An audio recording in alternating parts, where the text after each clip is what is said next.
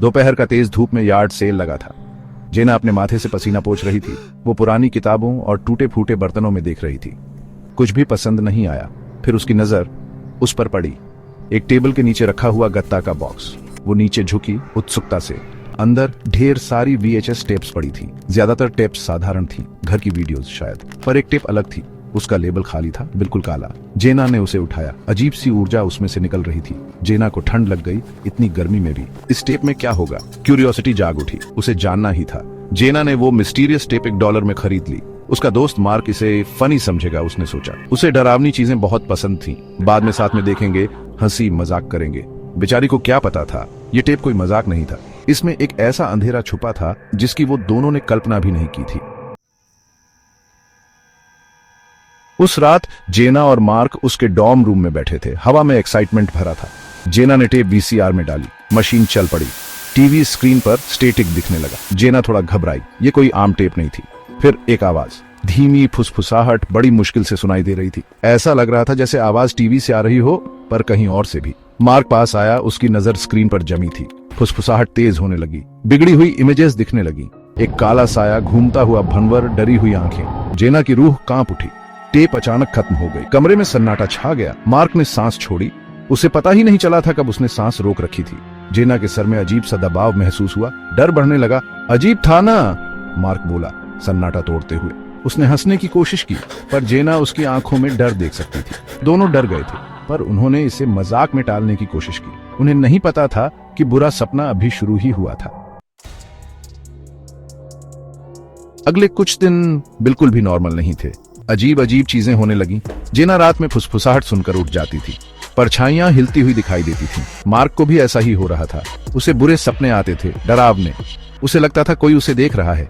एक शाम जेना अपने डॉर्म में वापस जा रही थी। उसे ठंडी हवा का एहसास हुआ। गर्मी का मौसम था, फिर भी कड़ाके की ठंड लग रही थी। वो मुड़ी, पर वहां कोई नहीं था। बस खाली सड़क, टिमटिमाती स्ट्रीट लाइट्स। पेट में डर बैठ गया। उसे लग रहा था कोई उसे देख रहा है। अपने कमरे में जेना ने देखा मार्क शीशे में अपना चेहरा देख रहा था। वो पसीने से तर था, आंखें डर से बड़ी हुई थी। हो रहा है ना, उसने फुसफुसाते हुए कहा। आवाज कांप रही थी। जेना जानती थी वो सही कह रहा है। वो टेप, वो सिर्फ एक डरावनी वीडियो नहीं थी, वो एक श्राप था। और वो श्राप उन दोनों से चिपक गया था, धीरे धीरे अपनी पकड़ मजबूत कर रहा था।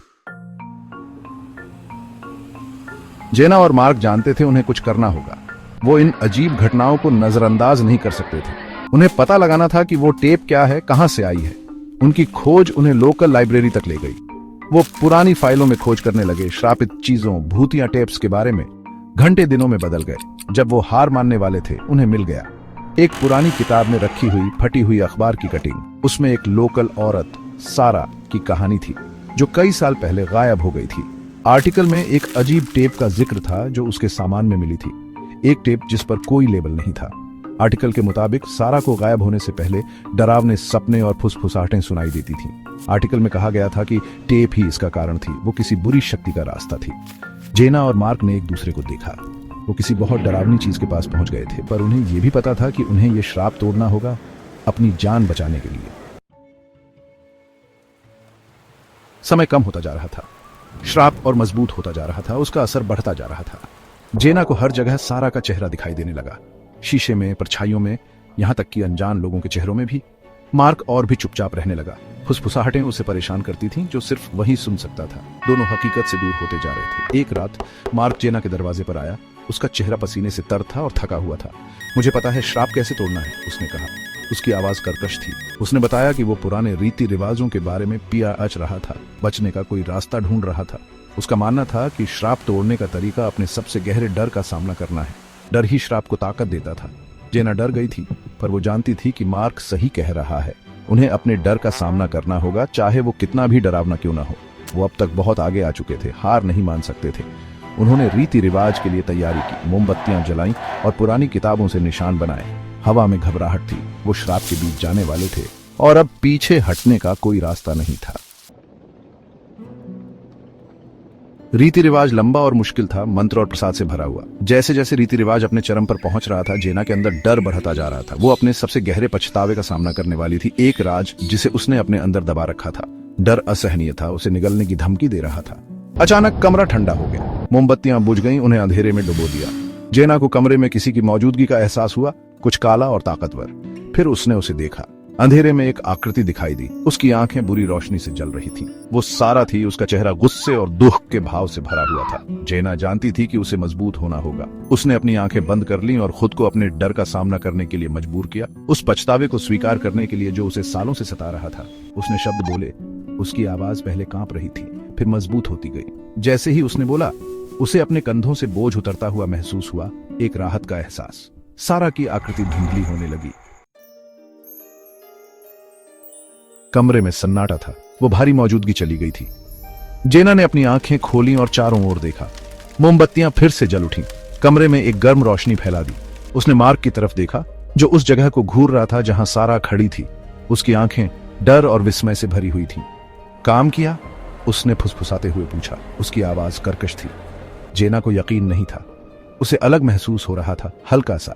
लेकिन मार्क के व्यवहार में कुछ ऐसा था जिससे उसे बेचैनी हो रही थी। वो दूर सा लग रहा था, अपने ही विचारों में खोया हुआ। उसकी आंखों से डर पूरी तरह से गायब नहीं हुआ था। ऐसा लग रहा था जैसे वो और बार आच गया हो, कुछ और काले में बदल गया हो, कुछ बेताब सा। जेना ने उसका हाथ छुआ, पर वो पीछे हट गया, जैसे उसे जला दिया गया हो। हमें टेप नष्ट करनी होगी, उसने कहा। उसकी आवाज में बेचैनी थी। वो सही कह रहा था, जेना ने सोचा। जब तक टेप है, श्राप वापस आ सकता है। उन्हें यह सुनिश्चित करना होगा कि किसी और को इसी तरह का दोख न सहना पड़े। मार्क ने वीसीआर से टेप निकाली। उसका हाथ इतना कांप रहा था कि वो टेप लगभग गिरा देता। वो अपने आप में बुदबुदा रहा था। उसके शब्द कुछ ऐसे थे जो जेना समझ नहीं पाई। वो अपने ही डर में डूबा हुआ था, श्राप की पकड़ से पूरी तरह से बच नहीं पा रहा था। मार्क, हमें इसे अभी नष्ट करना होगा, जेना ने कहा। उसकी आवाज चिंता से तेज थी। ऐसा लग रहा था जैसे वो उसे सुन ही नहीं रहा हो, अपने ही दर्द में खोया हुआ हो।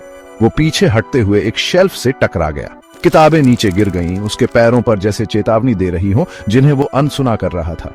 अचानक वो रुक गया। उसकी नजर जेना के पीछे किसी चीज पर टिकी हुई थी। जेना मुड़ी यह देखने के लिए कि उसने क्या देखा था, पर वहां कुछ भी नहीं था। बस खाली दीवार अजीब सी बेरुखी से उसे घूर रही थी।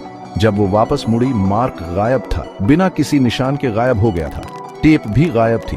जेना को एक ठंडा एहसास हुआ। मार्क श्राप की पकड़ से नहीं बचा था, वो उसका कैदी बन गया था। जेना अकेली रह गई थी, रीति रिवाज के बचे हुए सामान के बीच। राहत और दुहक उसके अंदर लड़ रहे थे। उसने अपने डर का सामना किया था और बच गई थी, पर एक भयानक कीमत पर। मार्क चला गया था, उसी अंधेरे में समा गया था जिसे वो मिटाने की कोशिश कर रहे थे। जैसे ही वो सामान साफ करने लगी, उसका हाथ किसी ठंडी और चिकनी चीज से टकराया। वो एक डीवीडी का केस था, काला और बिना निशान वाला। उस जगह पर पड़ा था जहां मार्क कुछ पल पहले खड़ा था। जेना का दिल तेजी से धड़कने लगा। उसने उसे उठाया। उसकी उंगलियां कांप रही थीं। ऐसा लग रहा था जैसे श्राप उसका मजाक उड़ा रहा हो। उसकी आंखों के सामने एक नया डर लटका रहा हो। डूबते हुए दिल से जेना ने केस को पलटा। उस पर कांपते हुए हाथ से लिखा हुआ एक खौफनाक संदेश था, प्ले मी। जेना संदेश को देखती रही। उसका खून जम गया। श्राप खत्म नहीं हुआ था, वो बस बदल गया था। एक नया माध्यम ढूंढ लिया था, एक नया शिकार। बुरा सपना खत्म नहीं हुआ था, वो अभी शुरू ही हुआ था।